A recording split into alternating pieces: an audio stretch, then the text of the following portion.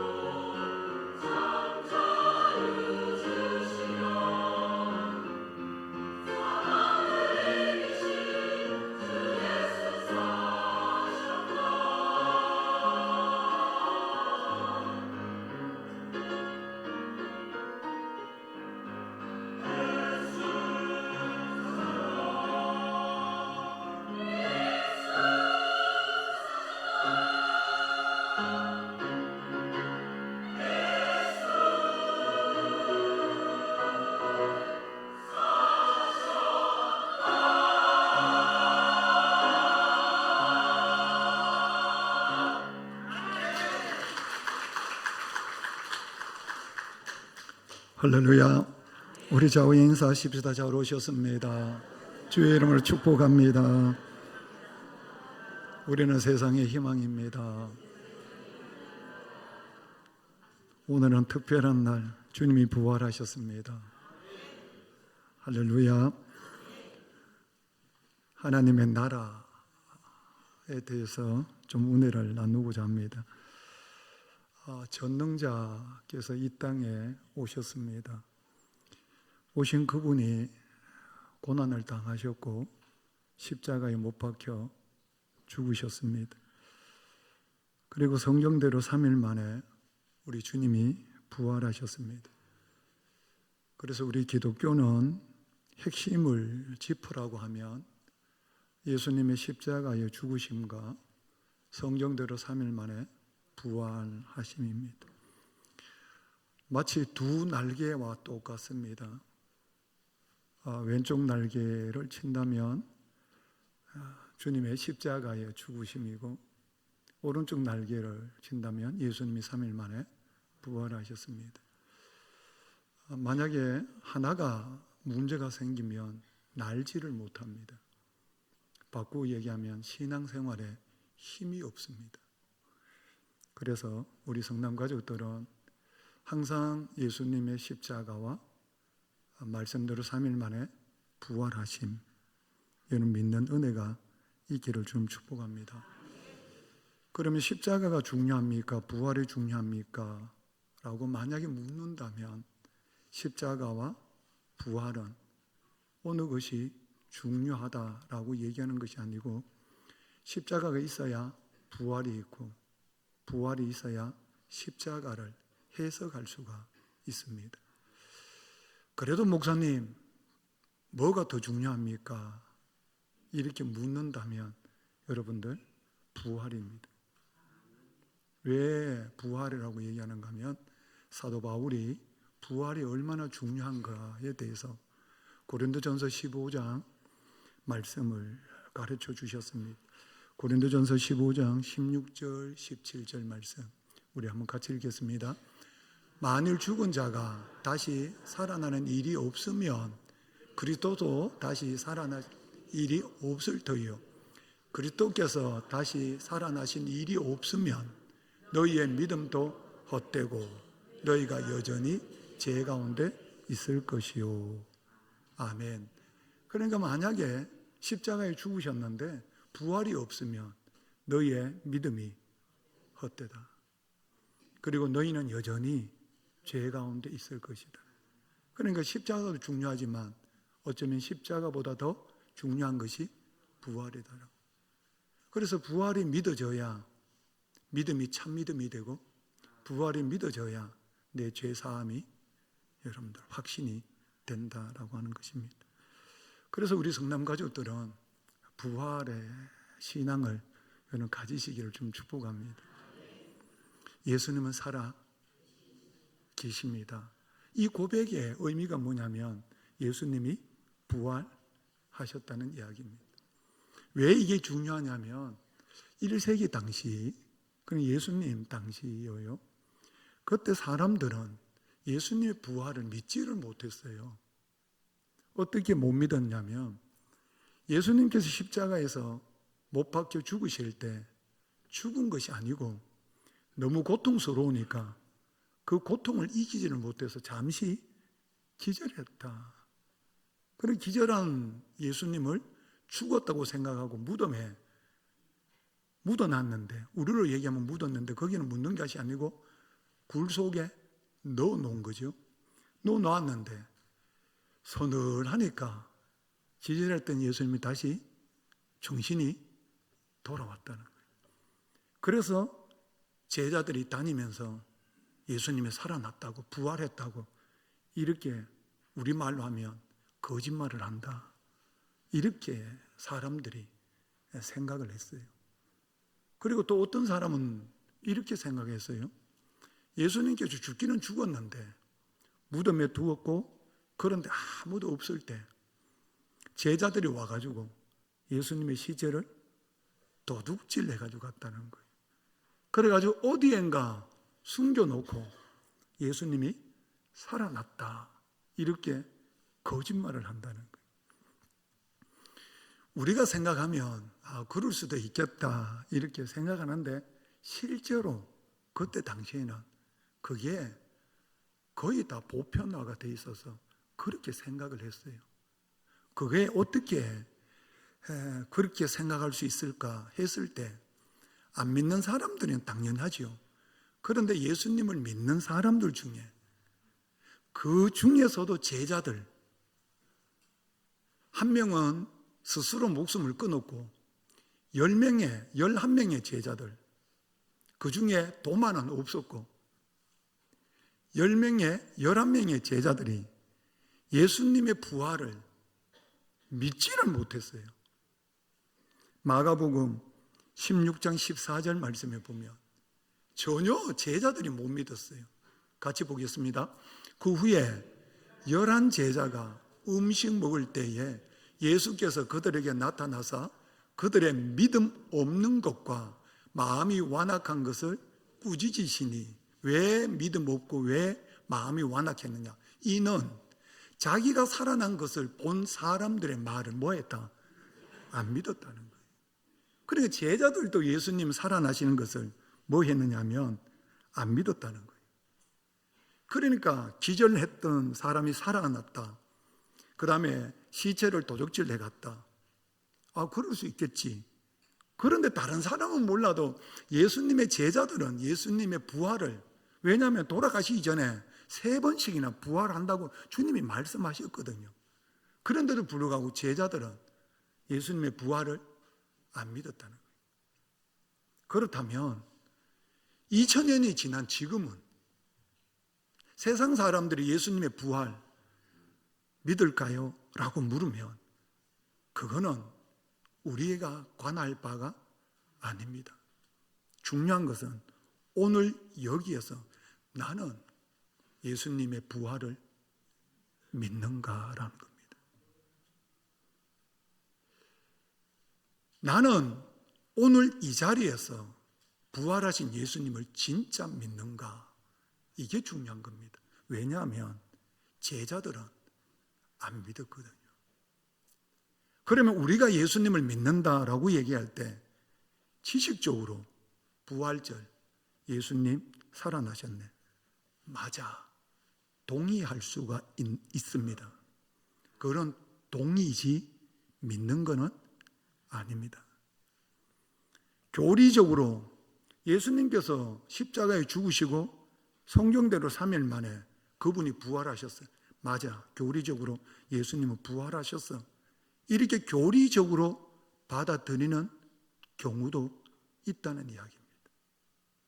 이렇게 지식적으로 교리적으로 우리 성도님들 부활을 맞이하는 단계에 머물러 계시지 마시고 진짜 예수님이 부활하셨습니다.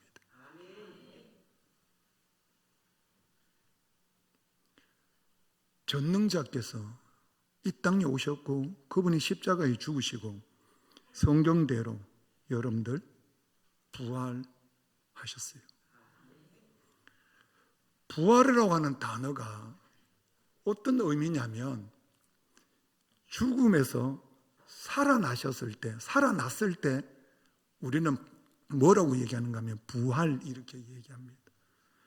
그러면 예수님께서 십자가에 죽으시고 성경대로 3일 만에 살아나셨을 때 죽음에서 살아난 것으로 다일까요? 라고 물어봐야 돼요. 전능자께서 십자가에 죽으시고 부활하셨는데 그 부활이 죽음에서 살아난 것으로 결론이 마무리되었는가라고 하는 거예요. 죽음에서 살아난 것도 기적 중에 기적인데 죽음에서 살아난 그 기적이 기적으로 끝났는가라고 하는 거예요. 끝났는 것이 아니고 주님이 죽으시고 부활하셨다라는 그 부활의 의미 중에 여러 가지가 있겠지만 그 중에 오늘 하나님께서 우리 모두에게 주시는 메시지가 핵심이 뭐냐면 주님의 부활은 하나님의 나라를 회복하신 사건입니다. 오늘 우리가 읽었던 본문 말씀 3절 말씀 우리 성도님들 한번 같이 보시겠습니다. 본문 3절 말씀 뭐라고 되어 있습니까?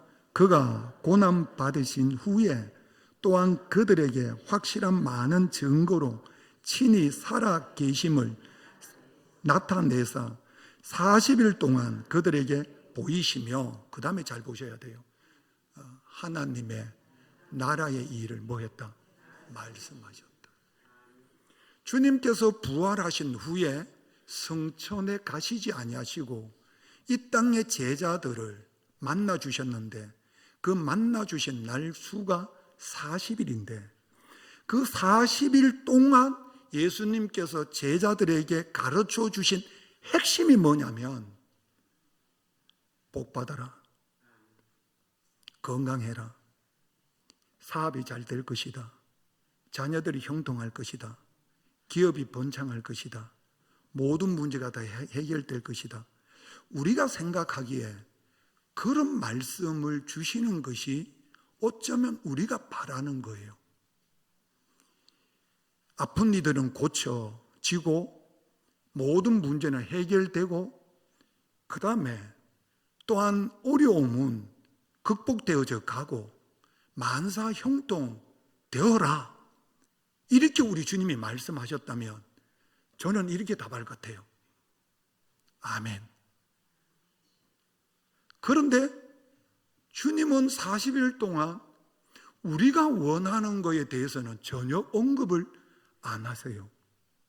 안 하시고 딱 핵심적으로 말씀하시는 게 뭐냐면 하나님의 나라예요. 그러면 저와 우리 성도님들은 부활하신 우리 주님을 만났을 때 그 만남 속에 하나님께서, 주님께서 우리 모두에게 주시고자 하시는 것이 무엇이냐면 하나님의 나라예요. 내가 원하는 게 아니에요. 내가 원하는 것은 다른 거예요. 내가 원하는 것은 다른 건데, 주님께서 부활하셔서 제자들에게, 저에게, 우리 모두에게 주시고자 하시는 것이 무엇이냐면 내가 원하는 게 아니에요. 하나님께서 원하시는 것을 하나님의 자녀들에게 주님께서 주시기를 원하시는 거예요. 그것이 무엇이냐면 하나님의 나라예요. 우리 성도님들, 오늘 부활절을 맞이해서 하나님의 나라가 우리에게 임하기를 주님을 축복합니다. 하나님의 나라가 우리 가정에 임하기를 주님을 축복합니다. 하나님의 나라가 우리 가게에, 우리 농장에, 우리 교회에, 하나님의 나라가 우리 자녀들 삶 속에, 하나님의 나라가 우리 대한민국 위에, 하나님의 나라가 지구촌 위에 임하기를 원합니다. 누가복음 17장 20절 21절 말씀, 주님이 뭐라고 말씀하셨냐? 바리새인들이 이렇게 질문합니다. 같이 읽겠습니다. 바리새인들이 하나님의 나라가 어느 때에 임하니까 묻거늘 예수께서 대답하여 이르시되 하나님의 나라는 볼 수 있게 임하는 것이 아니요, 또 여기 있다 저기 있다 못한다. 하나님의 나라는 너희 안에 있느니라. 하나님의 나라는 여기 있다 저기 있다가 아니고 하나님의 나라는 너희 안에 있느니라. 우리 성도님들, 우리 주님이 그토록 주시기를 원하셨던 그 하나님의 나라가 어디 있느냐면 우리 안에 있다는 이야기입니다. 저 우리 성도님들, 이 하나님의 나라를 회복하는 은혜가 있기를 좀 축복합니다. 그럼 이 하나님의 나라라고 하는 의미가 뭐냐면, 하나님의 나라라고 하는 의미가 뭐냐면 하나님이 다스리시는 통치권, 하나님의 주권이 임하는 곳, 하나님의 왕권이 임하는 곳. 우리 성도님들, 하나님의 나라는 하나님의 통치가 임하는 곳인 줄 믿으시기를 바랍니다. 그러니까 하나님의 나라가 뭐냐면 하나님의 통치, 하나님의 주권, 하나님의 왕권이 임하는 곳이 어디냐면 하나님의 나라다라고 하는 거예요. 그러면 우리 성도님들, 주님이 십자가에 죽으시고 부활하셔서 제자들에게 하나님의 나라를 말씀하셨는데, 그 하나님의 나라는 여기 있다 저기 있다가 아니고 어디 있다? 너희 안에 있다. 바꾸고 얘기합니다. 이제 너희의 마음은 너희가 다스리는 곳이 아니고, 너가 주장하는 곳이 아니고, 너의 왕권이 머무는 곳이 아니고, 내가 너의 마음을 다스리노라. 전능하신 하나님께서, 부활하신 주님께서, 만왕의 왕이신 하나님께서, 만주의 주가 되시는 그분께서 내 마음을 통치하시는 것이 하나님의 나라입니다. 그러면 예수님께서 부활하셔서 부활의 주님으로 나를 찾아오시기 전까지 내 마음, 내 삶, 내 가정, 우리 교회, 우리 지역, 내 삶의 모든 영역을 누가 다스렸는가? 마귀입니다.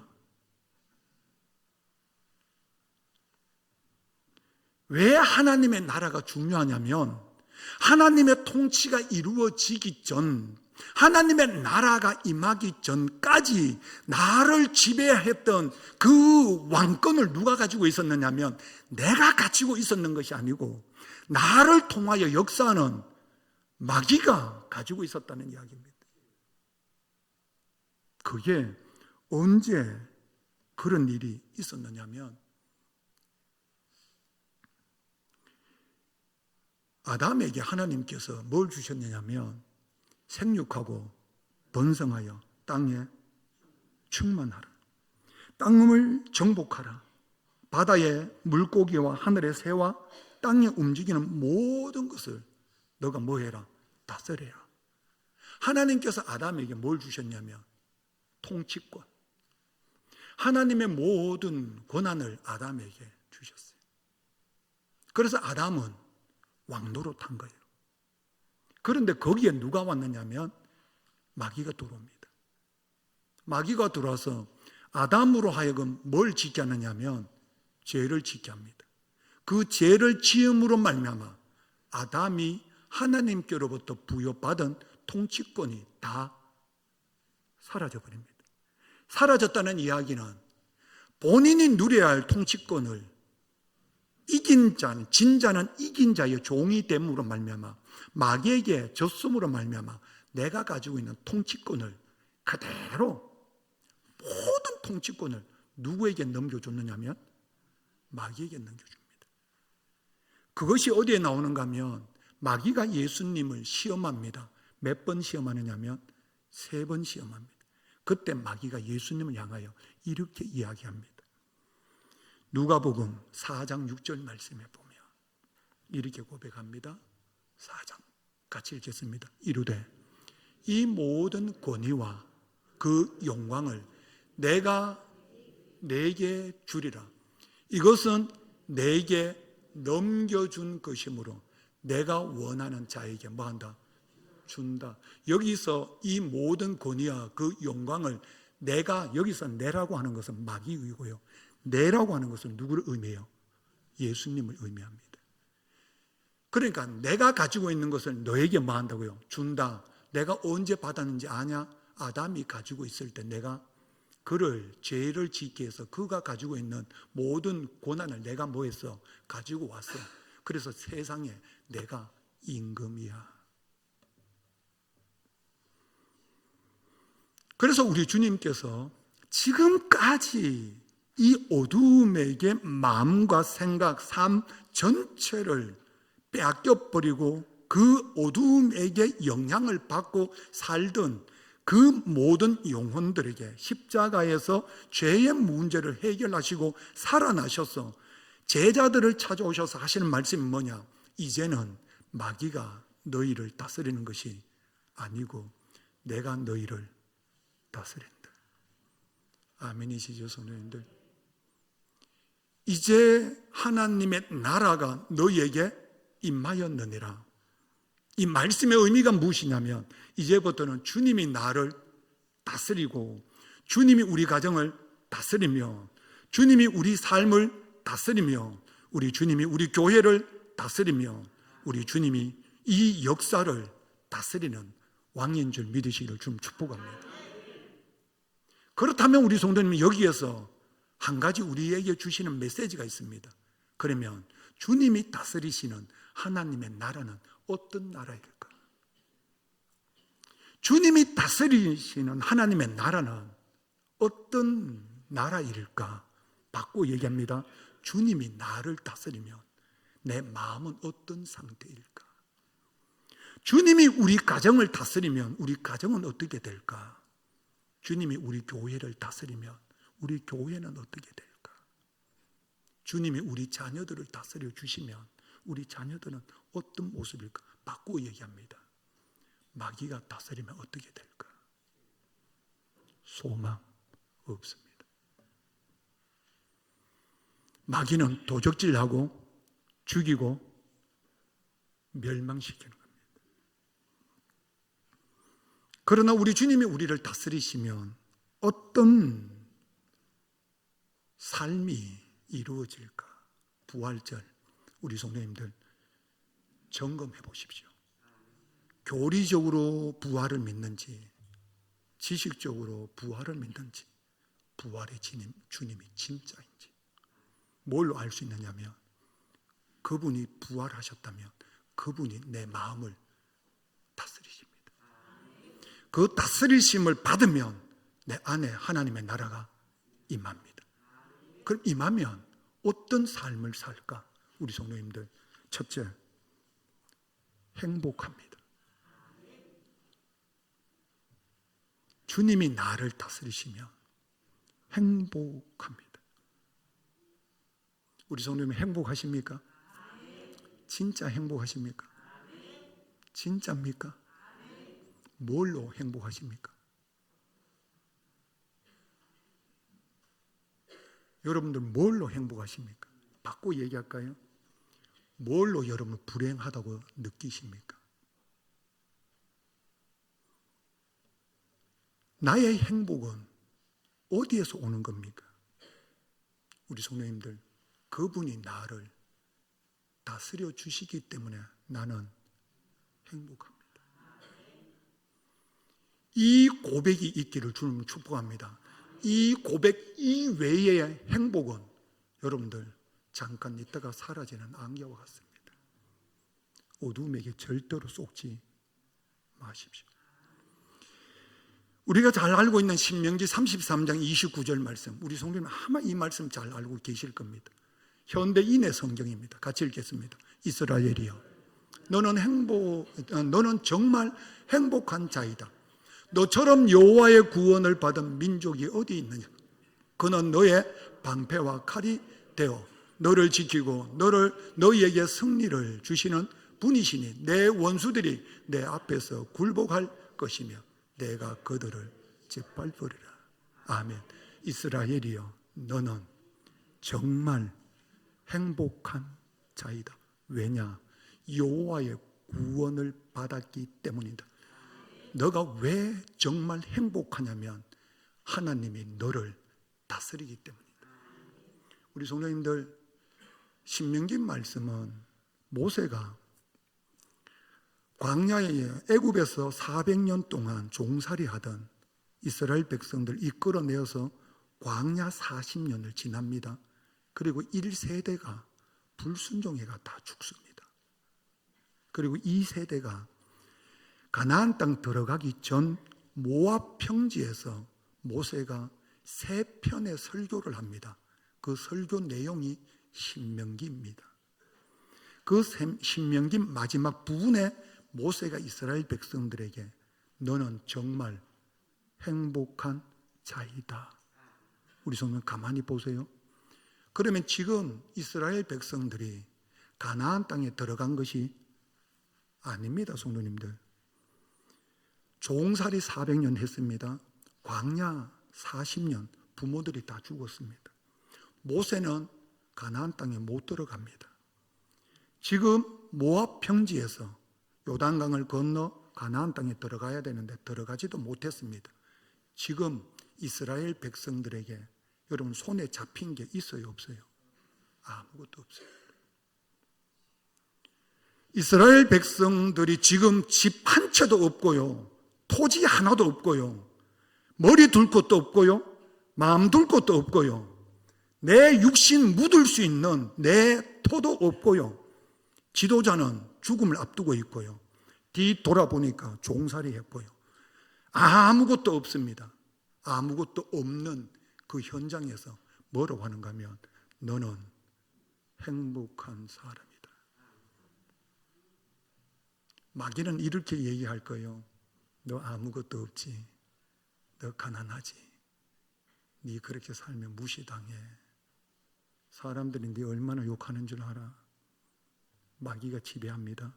그러나 하나님의 나라는 그렇지 않습니다. 너는 행복한 사람이다.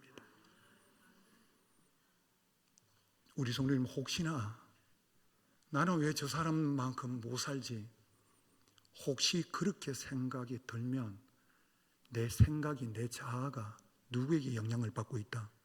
마귀에게. 그러나 우리 성도님들, 그분이 나를 다스림을 믿으시기를 좀 축복합니다. 아무것도 없는 것 같으나 다 가진 자. 우리 성도님들, 부활절을 맞이해서 부활의 주님의 능력과 다스림 가운데 아무것도 없는 것 같지만 우리 주님 그분의 구원으로 말미암아 행복한 사람임을 믿으시기를 좀 축복합니다. 걸어온 것도 하나님의 은혜요, 걸어가는 것도 하나님의 은혜요. 누구만 다스려 주시면 주님이 나를 다스려 주시는 그곳이 가장 행복한 것입니다. 두 번째, 우리 성도님들 꼭 기억하셔야 돼요. 하나님이 나를 다스려 주시면 나는 어디에 가든지 하나를 이루어 간다. 하나님의 나라를 한마디로 표현하면 하나됨입니다. 저 사람이 내하고 마음이 맞아서 하나, 뜻이 맞아서 하나, 재능이 맞아서 하나, 혈연 관계니까 하나, 지연 관계니까 하나, 그리고 내 취미하고 똑같으니까 하나. 여러분들, 그거는 세상 사람들이 이야기하는 하나됨입니다. 하나님이 다스려 주시는 하나님의 백성들은 하나 될 수 없는 관계인데 하나를 이루어 갑니다. 이 나라가 하나 될 수 있는 방법은 부활의 주님이 다스려 줄 때만 이 나라가 하나가 됩니다. 우리 가정이, 부부가, 온 가족이 하나가 언제 되느냐? 주님이 우리를 다스려 주실 때 하나가 됩니다. 우리 교회가 언제 하나가 되느냐? 뜻이 맞고 마음이 맞아서 하나 되는 것은 아닙니다. 주님이 우리를 다스려 주실 때만 뭐가 됐냐면 하나가 됩니다. 인위적으로 하나 되려고 하면 아무 의미가 없습니다. 왜냐하면 하나님이 다스려 주시면 어떤 사람들이 모여도 우리는 주 안에서 하나가 됩니다. 이사야 11장 6절에서 8절 말씀, 우리 성도님들 잘 한번 보십시오. 평화의 나라, 우리 주님이 다스리시는 나라가 어떤 나라인지 여러분 잘 보셔야 됩니다. 6절부터 8절까지 요절이 많아서 글자가 작을 텐데요, 눈을 크게 뜨시고 여기서 뭘 찾아보셔야 되느냐면 함께라고 하는 단어가 몇 번 나오는지 여러분 한번 찾아보시고요. 두 번째, 어떻게 저 대상과 이 대상이 어떻게 하나가 될 수 있을까? 여러분 찾아보십시오. 자, 같이 읽습니다. 그때 이리와 어린 양이 함께 살며 표범이 어린 염소와 함께 누우며 송아지와 사자 새끼가 함께 먹으며 어린 아이들이 그것들을 돌볼 것이라. 그리고 염소와 곰이 함께 먹고 그 새끼들이 함께 누울 것이며 사자가 소처럼 풀을 먹고 젖먹이가 독사 곁에서 놀며 어린 아이들이 독사 굴에 손을 넣어도 해를 입지 않을 것이라. 함께가 몇 번 나왔어요? 5번. 잘 찾으셨어요. 몇 번 나왔다고요? 5번. 6절에서 8절까지 5번 함께가 나와요. 그 다음에 중요한 건 뭐냐면 우리 성도님들, 두 대상이 하나가 될 수 있는 대상이 아니에요. 아니에요, 성도님들. 자, 이리와 어린 양이 모이면 뭐 해요? 싸우는 두 번째고요. 잡아먹혀요. 세상이 그렇단 말이에요. 마귀가 통치하면 그렇단 말이에요. 그런데 하나님의 나라, 하나님의 통치를 받는 우리 성남 가족들은 어떤 관계이든지 하나님이 다스리시면 우리는 모두가 다 하나. 우리 성도님들, 내가 진짜 예수 믿는지를 뭘로 보면 하느냐면 하나됨을 이루어가는 거예요. 내가 진짜 크리스찬이라면 어떤 대상이든지 뭘 만들어가요? 하나. 그래서 주님께서 원수까지도 뭐 해라? 사랑하라. 이 외의 모든 것은 여러분들 허상입니다. 그거는 참 믿음이 아닙니다, 성도님들. 기다리는 것은 멸망밖에 없습니다. 부활이라고 하는 것은 우리 성도님들 꼭 기억하셔야 될 게 뭐냐? 하나님이 다스려주는 우리 성남 가족들은 어떤 대상에 모였더라도 뭐가 된다? 하나 된다. 그게 하나님의 통치입니다. 그래서 여러분은 행복한 겁니다. 그 다음에 세 번째, 하나님이 다스리시면 어떤 일이 일어나는가 하면 우리 성도님들 한마디로 한번 따라 하십시다. 즐겁다. 우리 성도님 뭘로 즐거워하십니까?